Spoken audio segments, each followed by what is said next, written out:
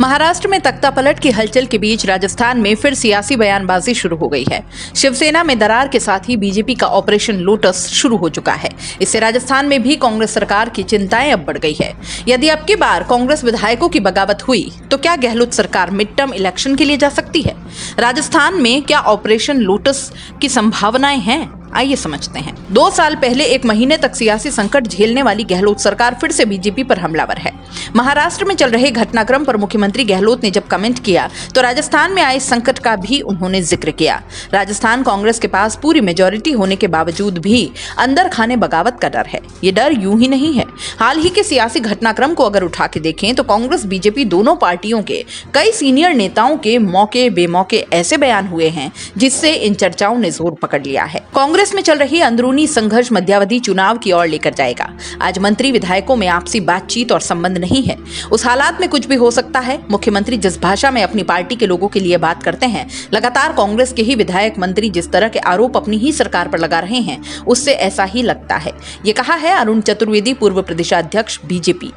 आगे अगर बात करें तो गजेंद्र सिंह शेखावत, केंद्रीय जल शक्ति मंत्री, ने कहा कि मैं आज आप सब लोगों के सामने जिम्मेदारी से कहता हूं, जिस तरह 2018 के बाद 2020 में मध्य प्रदेश के विधायकों ने फैसला किया, थोड़ी चूक ही हो, चाहे सचिन पायलट जी में थोड़ी खामी रह गई, अगर ठीक हो जाता तो अब तक ईस्टर्न राजस्थान कैनाल प्रोजेक्ट पर काम चालू हो जाता। वहीं सचिन पायलट, पूर्व डिप्टी सीएम कांग्रेस के, कहते हैं कि अभी भाषण दे रहे थे, मेरा नाम ले रहे थे, पूर्व ये पूर्व वो, अब तो कम उम्र में बहुत सारे पूर्व लग गए मेरे नाम के पीछे। मुझे पार्लियामेंट में पेंशन मिलती है, मैं पूर्व विधायक हूँ, सांसद भी तो हूँ, मैं पूर्व उप मुख्यमंत्री, पूर्व प्रदेशाध्यक्ष, पूर्व सांसद हूँ। अब कितने और पूर्व और लगाओगे मेरे नाम के पीछे?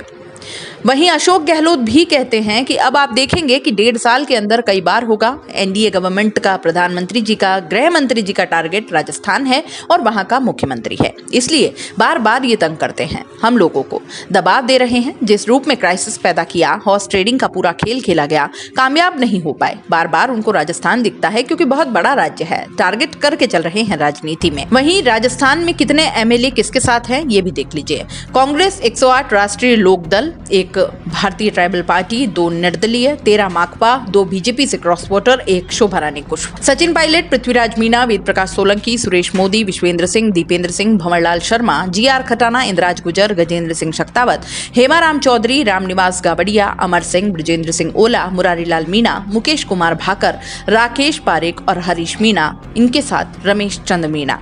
बगावत या पॉलिटिकल क्राइसिस के वक्त पायलट कैंप में ये 19 विधायक रहे थे। वहीं बीजेपी कैंप में मौजूदा विधायकों की संख्या 73 है, भारतीय जनता पार्टी के 70 है और राष्ट्रीय लोकतांत्रिक पार्टी के 3 है। राजस्थान में ऑपरेशन लोटस मुश्किल क्यों है तो ये भी जान लीजिए कि बीजेपी के लिए आज राजस्थान में ऑपरेशन लोटस की राह 2020 के पॉलिटिकल क्राइसिस के दौर से भी ज्यादा मुश्किल है। इसके 3 बड़े कारण हैं। पहला ये कि गहलोत और सचिन पायलट गुट में सुलह हो गई है। कांग्रेस हाईकमान ये सुलह करवा चुका है। पायलट खेमे के ज्यादा असंतुष्ट विधायकों को राजनीतिक तौर पर एडजस्ट भी कर दिया गया है। इनमें से 5 विधायक विश्वेंद्र सिंह, रमेश मीणा, ब्रजेंद्र सिंह ओला, हेमाराम चौधरी, मुरारीलाल मीणा तो सरकार में मंत्री बनकर राजकाज संभाल रहे हैं। गजेंद्र सिंह शेखावत का निधन हो चुका है। बाकी ज्यादातर विधायकों को सियासी तौर पर साधा जा चुका है। दूसरा कारण बीजेपी की अंदरूनी फूट और गुटबाजी। बीजेपी में अंदर खाने, गुटबाजी और फूट है। इसका फायदा राज्यसभा चुनाव में भी कांग्रेस को मिला है। एक विधायक शोभा रानी कुशवाहा की क्रॉस वोटिंग तक हो गई। बीजेपी खुद के विधायकों को ही संभाल कर नहीं रख पाई। पिछले पॉलिटिकल क्राइसिस के वक्त भी इसी गुटबाजी के कारण बीजेपी के सभी विधायक एक साथ नहीं हो पाए। और तीसरा बड़ा कारण अशोक गहलोत का मैनेजमेंट।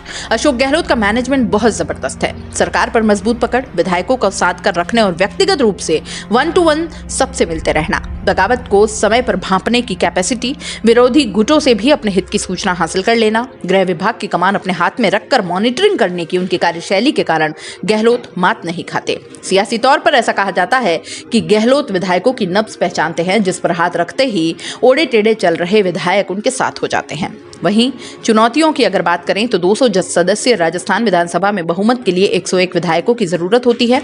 मौजूदा हालात में गहलोत के पास बहुमत से 26 विधायक ज्यादा है। नंबर गेम के लिहाज से बीजेपी को अपने 70 विधायक, 3 आरएलपी विधायकों के साथ कम से कम 27 ऐसे विधायक चाहिए जो गहलोत सरकार से बगावत करें, तभी फिर से पॉलिटिकल क्राइसिस खड़ा हो सकता है। मौजूदा परिस्थितियों में ऐसा संभव नजर नहीं आता। दोस्तों, सीबीसी न्यूज आपके सहयोग से लगातार बढ़ता जा रहा है। स्वतंत्र पत्रकारिता का सहयोग करने के लिए आपका धन्यवाद। सबसे पहले तो जिन लोगों ने हमारे चैनल को सब्सक्राइब नहीं किया है तो पहले सब्सक्राइब करें, जिसका कोई शुल्क नहीं लगता और बड़ा आसान है। बस नीचे दिख रहे लाल सब्सक्राइब के बटन को दबाना है और पास में दिख रहे बेल आइकन को भी दबाना है, ताकि आपको अपने सीबीसी न्यूज़ के हर अपडेट्स मिल सके।